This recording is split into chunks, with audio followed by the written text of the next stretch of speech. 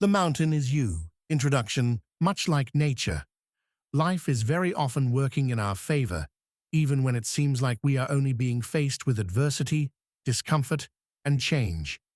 As forest fires are essential to the ecology of the environment, opening new seeds that require heat to sprout and rebuild a population of trees, our minds also go through periodic episodes of positive disintegration, or a cleansing through which we release and renew our self-concept. We know that nature is most fertile and expansive at its perimeters, where climates meet, and we also transform when we reach our edge states, the points at which we are forced to step out of our comfort zones and regroup. 1.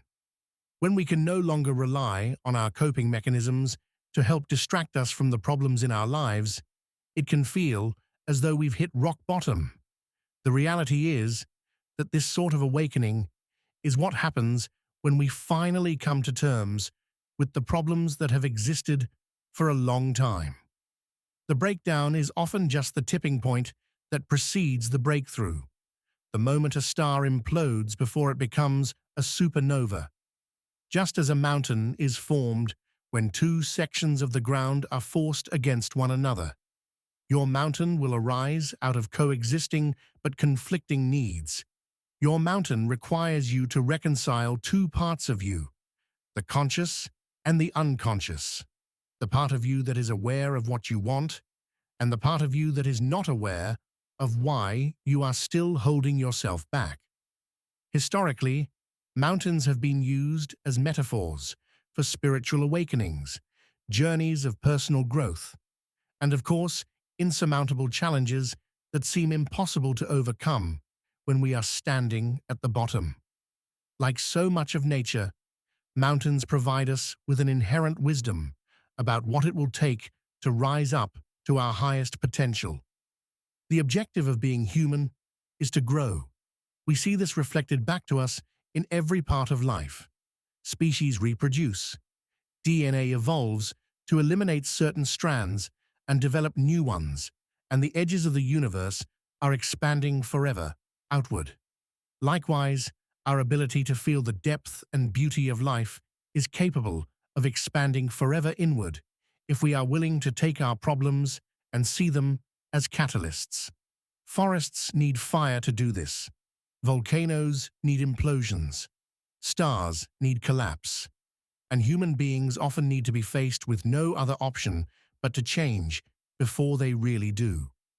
To have a mountain in front of you does not mean you are fundamentally broken in some way. Everything in nature is imperfect, and it is because of that imperfection that growth is possible. If everything existed in uniformity, the gravity that created the stars and planets and everything that we know would not exist. Without breaks, faults, and gaps, nothing could grow and nothing would become. 2. The fact that you are imperfect is not a sign that you have failed. It is a sign that you are human. And more importantly, it is a sign that you still have more potential within you. Maybe you know what your mountain is. Maybe it's addiction, weight, relationships, jobs, motivation, or money. Maybe you don't. Maybe it's a vague sense of anxiety, low self-esteem, fear, or a general discontentment that seems to bleed out onto everything else.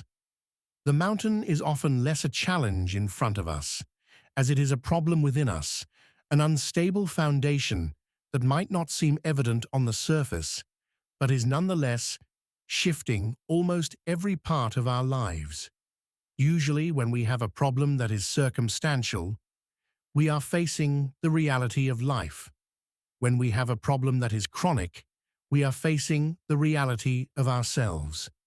We often think that to face a mountain means to face life's hardships, but the truth is that it is almost always because of the years we have spent accumulating tiny traumas, adaptations, and coping mechanisms, all of which have compounded over time. Your mountain is the block between you and the life you want to live. Facing it is also the only path to your freedom and becoming. You are here because a trigger showed you to your wound, and your wound will show you to your path, and your path will show you to your destiny. When you arrive at this breaking point, the foot of the mountain, the heat of the fire, the night that finally wakes you, you are at the crux of the breakdown. And if you are willing to do the work, you will find that it is the entryway to the breakthrough you have spent your entire life waiting for. Your old self can no longer sustain the life you are trying to lead. It is time for reinvention and rebirth. You must release your old self into the fire of your vision and be willing to think in a way you have never even tried before.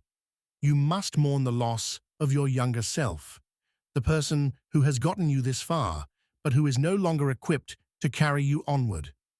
You must envision and become one with your future self, the hero of your life that is going to lead you from here.